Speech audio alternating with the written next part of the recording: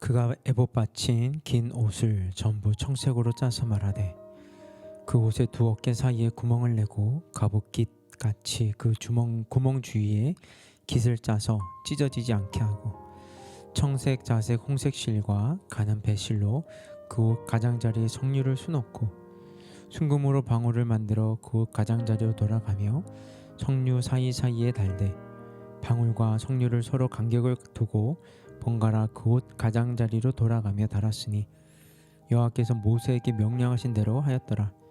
그들이 또 직조한 가는 배로 아론과 그의 아들들을 위하여 속옷을 짓고 세마포로 두건을 짓고 세마포로 빛난 관을 만들고 가는 배실로 짜서 세마포 속바지들을 만들고 가는 배실과 청색, 자색, 홍색 실로 수노와 띠를 만들었으니 여호와께서 모두에게 명령하신 대로 하였더라. 그들이 또 순금으로 거룩한 패를 만들고 도장을 새긴 같이 그 위에 여호와께 성결이라 새기고 그 패를 청색 끈으로 관 전면에 달았으니 여호와께서 모세에게 명령하신 대로 하였더라.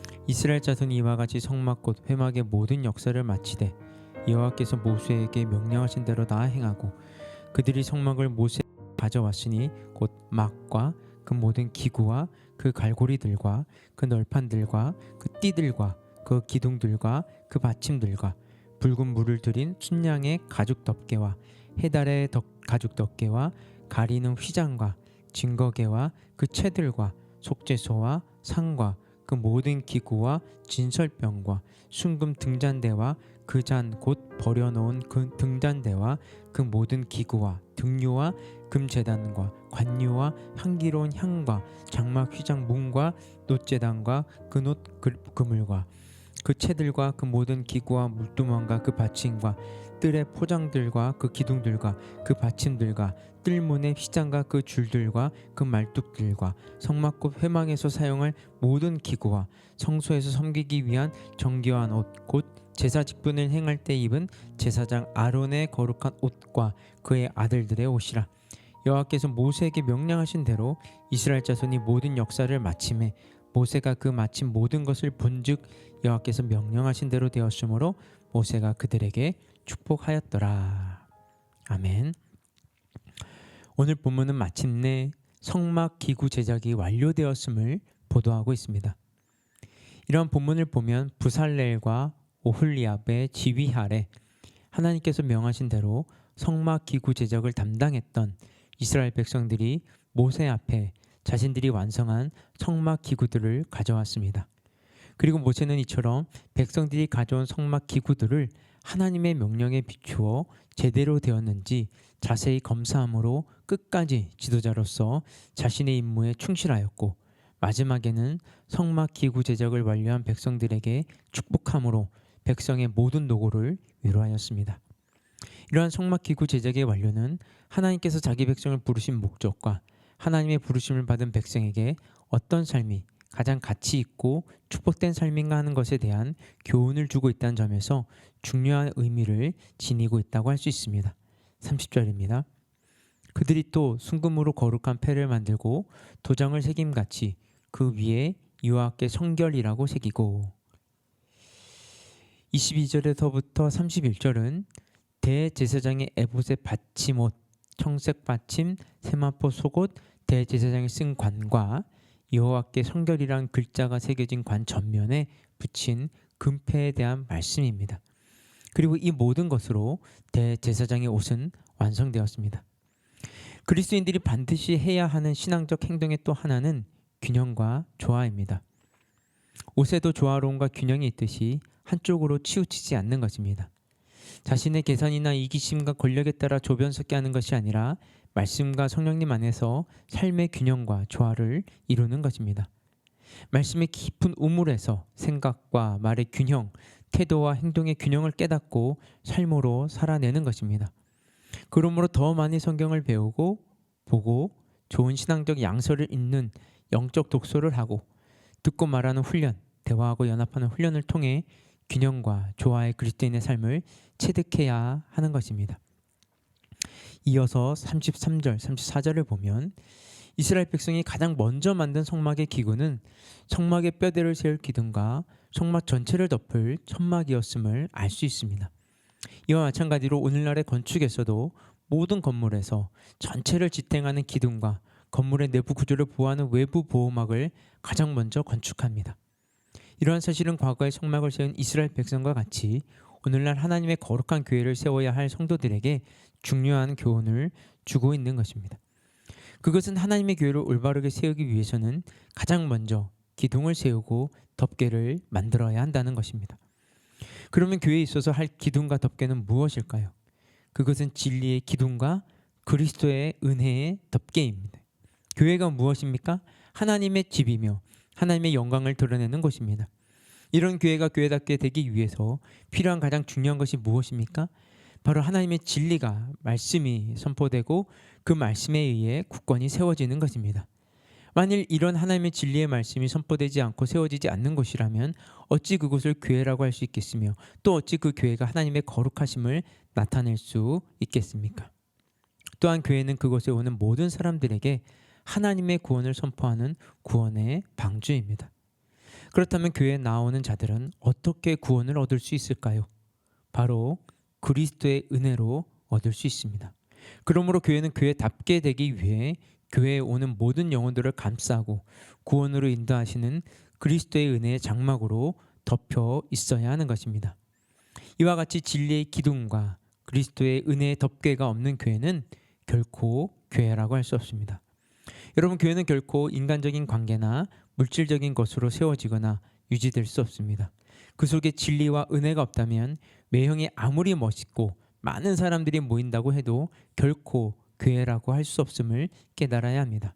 그러므로 성도들은 무엇보다도 교회 안에서 말씀의 진리를 배우고 전파하려고 노력할 뿐만 아니라 그리스도의 은혜가 가득한 교회를 만들어 진정 하나님께서 기뻐하시는 참된 교회를 만들어야 할 것입니다. 다음으로 36절의 4절 보시면요. 상과 진설병과 정금 등대를 비롯해 성막에서 사용하게 될 여러 가지 것들이 열거되어 있습니다. 이스라엘 백성들은 성막의 기둥과 덮개를 만들고 이어서 증거궤와 속죄소를 만든 다음에 하나님께 제사 드릴 때 사용될 여러 가지 기구들을 만든 것입니다. 이들 기구들은 각기 다른 모습과 용도를 가지고 있었습니다. 그리고 어느 것 하나 중요하지 않거나 필요하지 않은 것이 없어 모두 성막에서 소중하게 사용되어지는 것들이었습니다. 이는 오늘 모리 성도들에게 중요한 영적 교훈 한 가지를 가르쳐주고 있습니다. 그것은 교회 안에 있는 성도는 누구나 다 하나님 앞에 꼭 필요하고 귀중하다는 것입니다. 성막에 여러 가지 모습의 다양한 기구가 있듯이 교회 안에도 다양한 모습의 성도들이 있습니다. 또한 성막의 다양한 기구들이 모두 각자의 용도와 역할이 있듯이 교회 안에 있는 모든 성도들도 저마다 하나님께로부터 각자의 역할과 사명을 부여받고 있습니다. 그러므로 성막의 여러 가지 기구 중에 어느 것 하나 가치 없는 것도 버릴 것도 없듯이 교회 안에 있는 모든 성도들도 누구 하나 남보다 가치 없거나 아무런 쓸모가 없거나 하는 사람은 없습니다. 비록 교회 안에 있는 성도가 인간적 세상적 관점에서 볼 때 보잘것없어 보인다 할지라도 하나님께서는 그를 향해 놀라운 계획을 가지시고 합당한 자리에 그를 들어 사용하고 계시는 것입니다. 그러므로 교회 안에서 모든 성도들은 서로를 무시하거나 업신여기지 말아야 합니다. 오히려 세상 사람들이 보기에 아무것도 아닌 것 같은 사람들에게 더욱 하나님의 성전을 위해 귀하게 사용될 자로 여기고 존중하는 태도를 가져야 한다는 것이죠. 그럴 때 교회는 화목한 가운데 하나님의 맡기신 사명을 잘 감당해 나갈 수 있을 것입니다. 이제 드디어 모든 성막 건축이 완공됩니다. 32절 보시면 이스라엘 젖은 이와 같이 성막 곧 회막의 모든 역사를 마치되 여호와께서 모세에게 명령하신 대로 다 행하고 마침내 성막 모든 건축이 완공되었습니다. 하나님의 명령대로 모세와 이스라엘은 성막을 건축했습니다. 그리고 모세가 이스라엘을 축복했습니다. 근데 여러분, 하나님은 거하실 처소가 없어서 모세와 이스라엘에게 성막을 지으라고 명하신 것이 아닙니다. 변함없이 이스라엘과 함께 하시는 하나님을 이스라엘에게 일깨워 주시기 위함이셨습니다. 그리스도인의 축복은 세상적으로 아무런 염려나 근심이 없고 결핍이 없는 것이 아닙니다. 말씀을 통해 우리에게 하나님의 소중한 선물인 믿음을 주신, 우리와 함께 하시는 하나님을 인식하고 고백하고 감사하며 주님의 증인으로 사는 것입니다. 왜냐하면 하나님은 천지를 창조하신 창조와 구원에 살아계신 하나님이시기 때문입니다. 여러분, 마침내 성막 기구들을 완성하여 모세 앞에 가져온 이스라엘 백성들의 마음이 어떠했을까요? 말로 표현할 수 없을 만큼 기쁘고 감격스러웠을 것입니다. 더욱이 모세가 그들을 향해 축복을 하셨을 때는 그동안 자신들이 바쳤던 물질과 수고와 땀이 결코 후회스럽지 않았을 것입니다. 그렇습니다. 지금 우리들이 하나님을 향해 바치는 수고와 땀이 이와 같습니다. 우리는 결코 후회스럽지 않은 축복으로 보상받게 될 것입니다. 그러므로 누가 뭐라고 해도 뒤를 돌아보지 말고 하나님을 향해 충성의 경주를 다해야 하는 것이죠. 그의 세우신 교회와 그의 나라를 위해 자신이 해야 할 일에 최선을 다함으로 하나님께 충성된 종이라 인정받고 그의 잔치에 참여하는 성도가 되시기를 주님의 이름으로 축복합니다. 함께 기도하겠습니다. 사랑과 은혜가 풍성하신 하나님 아버지, 우리가 오직 주님께서 주시는 은혜와 오직 주님께서 주시는 말씀으로 하나님 순종하며 살아갈 수 있도록 주님 도와주시옵소서. 하나님, 그 진리 안에서, 은혜 아래에서 우리가 살아갈 때 우리 자신의 소중함을 깨닫고 그 존귀함을 깨달아 참으로 귀한 축복과 은혜와 평강과 기쁨을 누리는 하루가 될 수 있도록 주님 인도하여 주시옵소서. 이 모든 말씀 예수 그리스도의 이름으로 기도드렸습니다. 아멘. 우리 계속해서 개인 기도 제목 가지고 기도하며 나아가도록 하겠습니다.